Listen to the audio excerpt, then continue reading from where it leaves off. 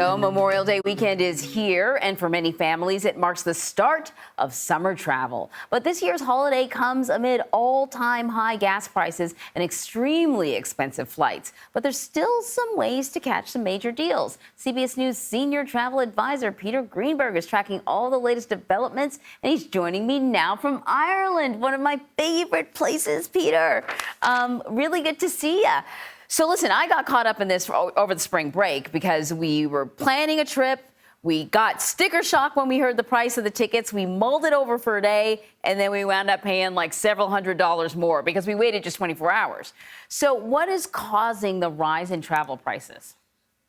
Well, there's a sort of a sad inverse relationship between exploding demand, everybody wants to travel, and the airlines and hotels cutting capacity because they literally cannot staff the flights. Imagine JetBlue canceling 27 separate routes for the summer. Whoever heard of doing that during the summer? Delta Airlines just canceled 100 flights a day for the summer. United Airlines and Southwest Airlines cutting back about 10% of their flight schedule if you take a look at it over the next 3 months. And what that means is every plane's going to be full. And when planes are full, airfares have nowhere to go but up. I'll give you an example.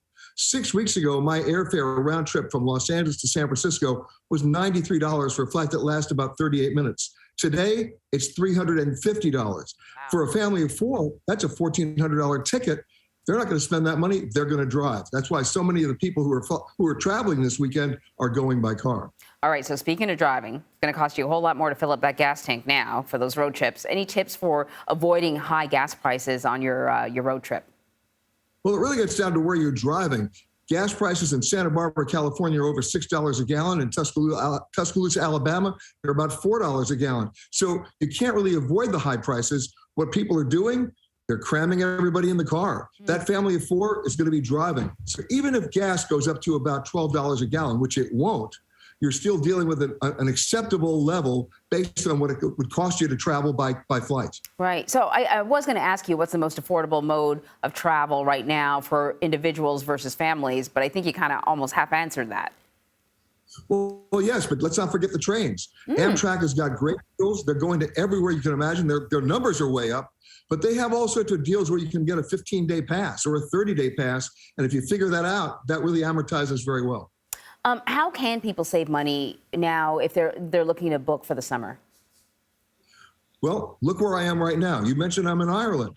Right now, there are great deals in Europe because of what's going on in Ukraine and also because of fear and also because of the power of the U.S. dollar. It's at its highest point against foreign currencies in about 20 years.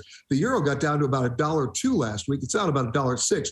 That's a great bargain. And to give you an idea of this, right now, if you book by June 1st, you can from Chicago to Dublin for $436. You can fly from Philadelphia to Paris for about $520. By comparison, New York to Los Angeles is $610. So you can figure it out. That's all really, really good information. Before I let you go, it's a little bit of a departure, but I think one of the things that may make people feel a little uncomfortable about traveling to Europe is getting back. We're still sort of dealing with COVID stuff. Any advice for that? Right. Well, that's where we get into travel insurance. The insurance industry did not perform well during the pandemic. Most of them did not cover pandemic. Now they've pivoted. A number of policies will cover you if you have to cancel your flight, if you get COVID, or if you go on a trip and you get positive there, they will cover your expenses while you're quarantined and get you home.